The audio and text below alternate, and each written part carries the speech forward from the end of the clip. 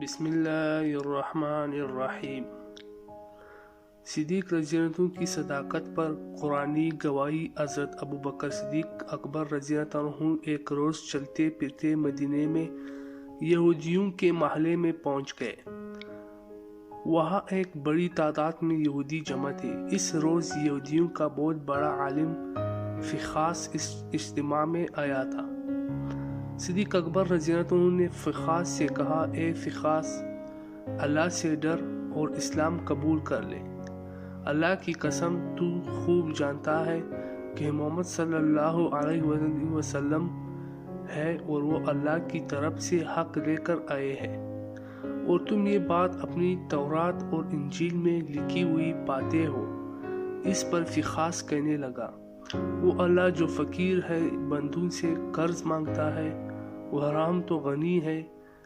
غرض فخاس نے یہ جو مذاق کیا تو قرآن کی اس آیت پر اللہ کا مذاق اڑایا۔ صدیق رضی اللہ عنہ کی صداقت پر قرآنی گواہی۔ من ذا یقرض اللہ قرضا حسنا۔ صدیق اکبر رضی اللہ عنہ نے جب دیکھا کہ اللہ کا دشمن میرے مولا کا مذاق اڑا رہا ہے تو انہوں نے اس کے منہ پر تماچا دے مارا اور کہا، اس مولا کی قسم جس کی مٹی میں ابوبکر کی جان ہے، اگر ہمارے اور تمہارے درمیان معاہدہ نہ ہوتا تو اے اللہ کے دشمن، میں تیری گردن اڑا دیتا۔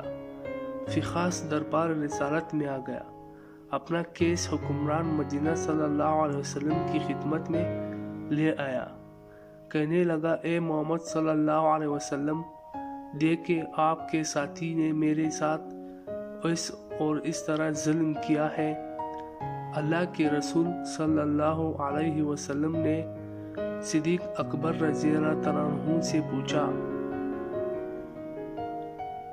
آپ نے کس وجہ سے اس کے تھپڑ مارا؟ تو صدیق اکبر رضی اللہ عنہ نے عرض کی، اے اللہ کے رسول صلی اللہ علیہ وسلم، اس اللہ کے دشمن نے بڑا بھاری کلمہ بولا۔ اس نے کہا، اللہ فقیر ہے اور ہم لوگ غنی ہیں۔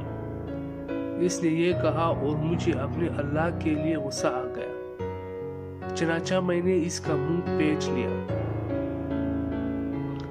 یہ سنتے ہی فخاس نے انکار کر دیا اور کہا، میں نے ایسی کوئی بات نہیں کی۔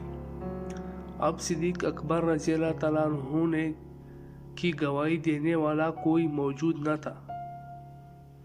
یہودی مکر گیا تھا اور باقی سب یہودی بھی اس کی پشت پر تھے۔ یہ بڑا پریشانی کا سماں تھا، مگر اللہ نے اپنے نبی کے ساتھی کی عزت و صداقت کا عرش سے اعلان کرتے ہوئے یوں شہادت دی۔ جزاک اللہ۔